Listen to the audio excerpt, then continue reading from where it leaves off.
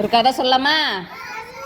காக்கா கதை, ஓகேவா? காக்கா தண்ணி எடுத்துச்சு, அது எப்படி தண்ணி குடிச்சுன்னு கதை சொல்கிறோம், ஓகேவா? ஒரு சின்ன கதை. காகம் வெயிலில் ரொம்ப தண்ணி எடுத்துச்சாம்மா காக்காவுக்கு, ஓகேவா?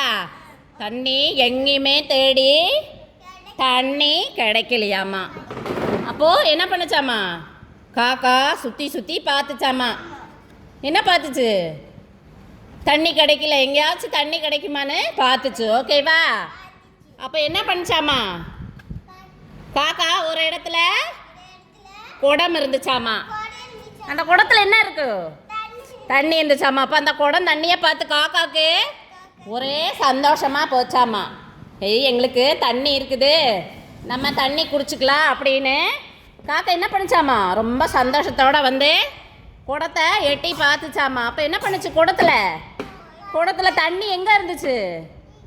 குடத்தில் தண்ணி என்ன இருந்துச்சு? அடியில் இருந்துச்சாம்மா.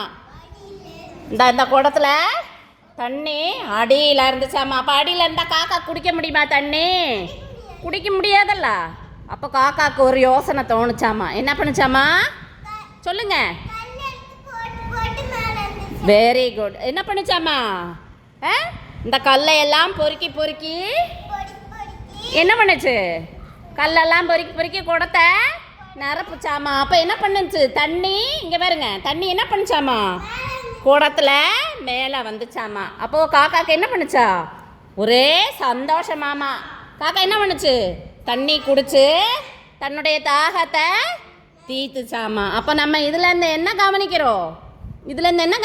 நம்ம என்ன சொன்னேன் டீச்சர்? முயற்சி பண்ணா மகிழ்ச்சி அடையலாம், சரியா? இப்போ காக்கா என்ன பண்ணுச்சு? முயற்சி பண்ணி கல்லையெல்லாம் பொறுக்கி சந்தோஷமாக தாகத்தை தீர்த்து தண்ணி குடிச்சிட்டு போயிடுச்சு. அதே மாதிரி நம்மளும் முயற்சி பண்ணணும், சரியா? முயற்சி பண்ணணும். என்னால் முடியாதுன்னு எதுவுமே சொல்லக்கூடாது, சரியா? நம்ம முயற்சி பண்ணாதான் நம்மளால் ஜெயிக்க முடியும் வாழ்க்கையில். நம்ம சந்தோஷமாக இருக்கலாம், ஓகேவா? எல்லாம் கிளாப் பண்ணுங்க.